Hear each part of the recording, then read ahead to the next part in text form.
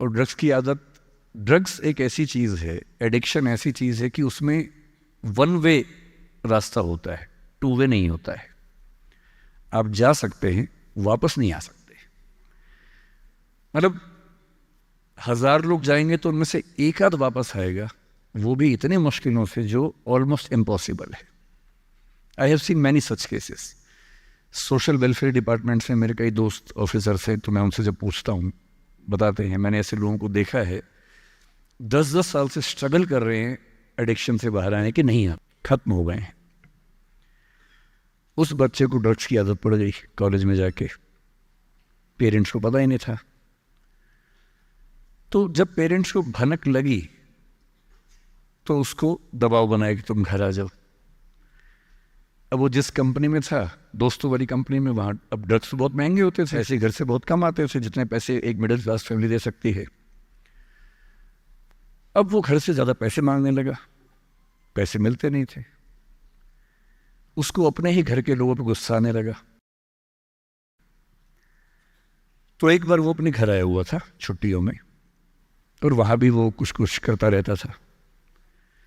उसके पेरेंट्स ने उसको बहुत समझाया कि बेटा ऐसा मत करो, और एक दिन इस बात पे झगड़ा बढ़ गया। भाई, आप पेरेंट्स की चिंता समझेंगे आज से 30 साल बाद, जब आपके बच्चे इस एज में होंगे ना, आपकी नानी मर जाएगी उस समय। नानी मरना एक मुहावरा है, इसका मतलब बहुत चिंता में रहेंगे उस समय आप। और उस दिन पता नहीं क्या हुआ, एक झगड़ा हुआ, क्योंकि जो एडिक्शन के शिकार हैं उनका दिमाग उनके कंट्रोल में नहीं होता है। यहाँ तक कि जो ड्रिंक करते हैं, ड्रिंक एक लेवल से ज़्यादा कर लें तो दिमाग कंट्रोल से बाहर निकलने लगता है। ड्रग्स में तो ये एलिमेंट बहुत ज़्यादा होता है। और आधी रात को उसने क्या किया, उसने अपनी फैमिली के 5 लोगों का मर्डर कर दिया। मर्डर। उसने खाने में जहर मिलाया, लगभग सब लोग उससे मर गए।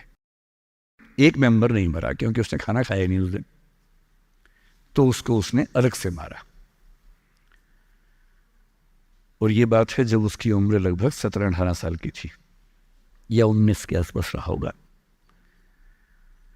उसके बाद वो जेल गया। मुझे उसके बाद से पता ही नहीं कि क्या हुआ, फांसी हुई या उम्र कैद हुई या क्या हुआ, ना तो मुझे पता है, ना मैं इंटरेस्टेड हूँ जानने में। मैं उसका नाम हम सब जानता हूँ, एंड 1-2 क्लास स्कूल में ऐसी थी कि वो हम आसपास थे, जानते थे, पहचानते थे एक दूसरे को। मेरी सबसे बड़ी चिंता ये होती है बच्चों को लेकर कि किसी भी गलती से वो ड्रग्स में ना चले जाएं।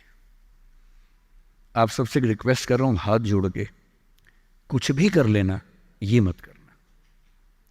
बदमाशी करो, शरारत करो, थोड़ा इश्क विश्क होगा करो, कोई दिक्कत नहीं। किसी को चीट मत करना, ड्रग्स में मत जाना, क्योंकि इन रास्तों पे जाने के बाद वापसी का रास्ता नहीं है, पूरी जिंदगी खत्म हो जाती है।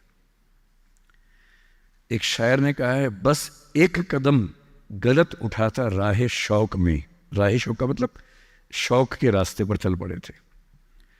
बस एक कदम गलत उठाता राह शौक में, मंजिल तमाम उम्र मुझे ढूंढती रही। मेरी मंजिल जिंदगी भर मुझे ढूंढती रही, कहाँ चला गया? सिर्फ एक गलती हुई थी और उस एक गलती ने कहीं का नहीं छोड़ा। आपको लग रहा होगा कि ये तो पापा जैसा है, प्रीच कर रहा है हमें, पापा डोंट प्रीच वाला भाव मन में आ रहा होगा आप लोगों के, पर मेरा काम ही है, मैं क्या करूं। मुझे जितनी चिंता अपने बच्चे की उतनी आपकी चिंता है, तो मैं तो बोलूँगा। आप मानेंगे नहीं मानेंगे आपकी मर्जी है, लेकिन ईश्वर ना करे कुछ गलती हुई तो बाद में आप इस बात को याद ज़रूर करेंगे कि किसी ने समझाया था हाथ जोड़कर, और हम उसके बाद भी नहीं समझे थे। कुछ भी करना, उस रास्ते पर मत जाना।